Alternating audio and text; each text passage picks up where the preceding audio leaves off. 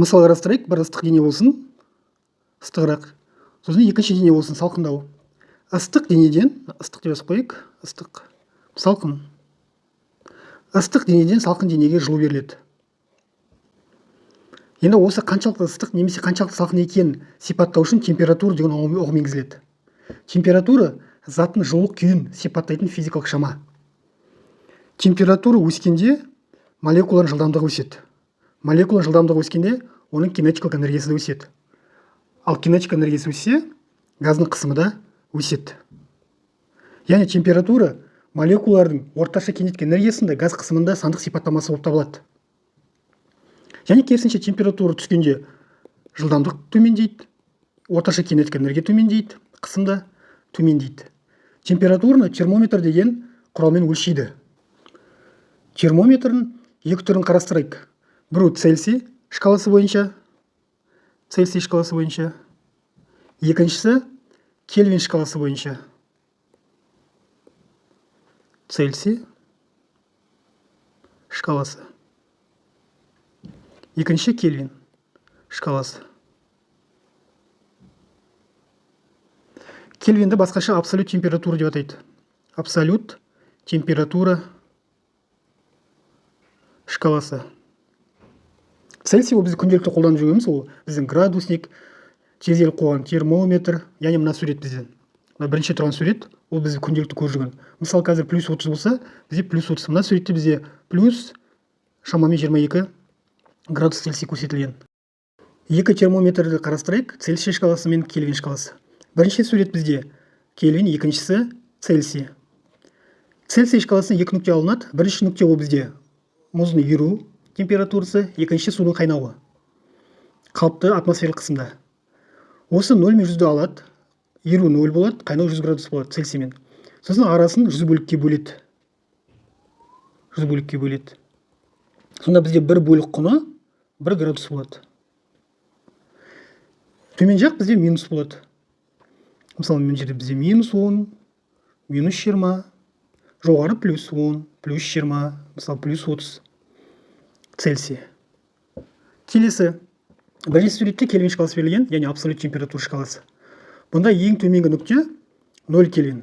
0 Кельвинді бізде молекулалардың ілгермелі қозғалысы тоқтайтын нүкте. Яғни хаосты қозғалыс тоқтайды деп саналады. Ал жоғарғысы шексіз бізде. Енді бұлар деген 0 Кельвин, бағанағыдай шкала бөлік құндарын алатын болсақ, шкалаларға бөлетін болсақ, бөлік құны бойынша 1 градусымыз 1 Кельвин. Ол Цельсий бойынша 1 Цельсийға тең. Яғни бөлік құндары бірдей. Шкаланың бөлік құны өзара тең. Кельвин шкаласында Цельсий бойынша 0 деген 273,15 Кельвин. Жуықтағында 273 Кельвин деп ала береміз. Ал судың қайнауы онда 373 Кельвинге сәйкес келеді. Енді, егер бізде Цельсий берілген болса, оны Кельвинге айналдыру үшін Цельсий бойынша температура қосамыз 273 Кельвинді. Керісінше, Кельвин берілсе, оны Цельсийге айналдыру үшін 273 азайтамыз. Осы екі формула арқылы бір шкаладан бір шкалаға ауысуға болады. Сонымен, температура өзгергенде дененің ішкі энергиясы өзгереді. Дененің ішкі энергиясы дегеніміз, ол оны құрайтын барлық бөлшектердің кинетикалық энергиясы, және олардың өзара әрекеттесуінің потенциалдық энергияларының қосындысы. Ішкі энергияны У-мен белгілейді, және оны құрайтын молекулалардың кинетикалық және потенциалдық энергияларының қосындысына тең ішкі энергия. Ішкі энергия өзгертудің екі тәсілі бар. Бірінші бізде жылу беру арқылы, екінші жұмыс жасау арқылы. Жұмыс жасау. Яғни мына бізде ыдыста су бар, от жақтық, жылу бер. Жылу бергенде дененің ішіндегі су қызиды. Қызығанда температура өседі, температура өскесін жылдамдық молекулаларының өседі, кинетикалық энергия өседі, қысымы өседі, дененің ішкі энергиясы да сәйкесінше өседі. Келесі суретте бізде ұста бір бөлшек жасауда. Яғни оны балғам ұрып отыр, яғни жұмыс жасап отыр. Балған ұрған сайын біздің бөлшегіміз қызи түседі. Балғаны жоғарыға көтергенде бізде потенциалдық энергия пайда болады. Сосын төмен қарай алып барғанда ол кинетикалық энергия айналады. Соққан кезде ол энергия жоқ болып кетпейді, ол дененің, біздің бөлшектің ішкі энергиясына беріледі. Сөйтіп біздің бөлшегіміз температура көтеріліп ішкі энергиясы өседі. Егер суытатын болса, керісінше азайып салқындайды, ішкі энергия онда азаяды.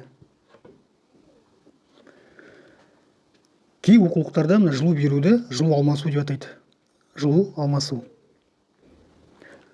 Жылу алмасу ол температурасы жоғары деңгейден температурасы төмен деңгейге энергияның берілуі.